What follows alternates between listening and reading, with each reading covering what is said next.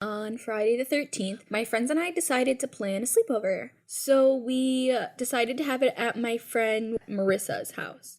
So we were at her house and we had some dinner. It was really good. We actually had some masticholi. We were just sitting at the table talking, and one of my other friends, we'll call her Haley, she was like, oh my gosh, we should go play the Ouija board now, because they knew that I brought it. So I was like, okay, let's go. Let's go in the basement. It'll be like fun.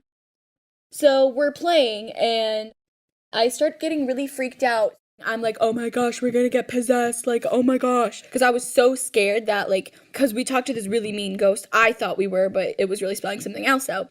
Tears are like streaming down my face, and I'm just like, oh my gosh. Like, so I kept saying, like, I could see it. It was like in the mirror. It was really scary. So then I was like, we need to talk to it again to see what it wants. We talked to this ghost named Dan, and his wife's name is Gina, and he kept saying 40 cuts in the bathtub, and then like 790. We looked it up, it means love and like comfort. So we were like, do you want us to love you? And he said he has a daughter. And eventually we got this story that he had a daughter and she was like kidnapped, and then she like killed herself, I guess.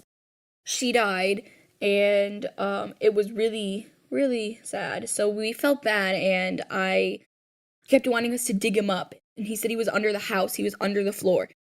So, like, I was getting really scared, and, like, he said the ghost girl's name was Erin, and she was 12, and she was turning 13 the next day.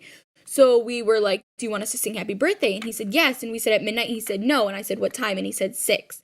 So I was like, oh gosh, we have to wake up 6 in the morning. So then, like, everyone started getting creeped out. So we had to, like, stop because not everyone was like, comfortable with it. So we stopped playing, and I put it away, and I was terrified. I was like, I'm not comfortable with some of the things he said. I was just like really upset. So I called my sister and I was like, dude, this is what happened. And I told her the story, and I was like, I am so scared. I was crying. Like, it was bad. I was crying really hard, and I was like, I don't want to get possessed. So she's like, oh, it'll be okay. Just be glad that you said goodbye. I mean, you're still stupid. And I was like, okay. So I hung up on her because I was mad. And I just got so scared, and my anxiety got really bad that I was like, I can't sleep over. So I texted my mom, and my mom is like, okay, I'll come and get you. And my mom, she took me home, and she's like, leave that board in the garage. It is not coming in the house. So I was like, okay.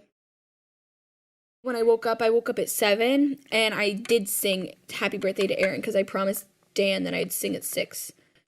So I sang happy birthday, and I'm good. I just don't like being home alone like I am right now. But that's my story of my scary Ouija board.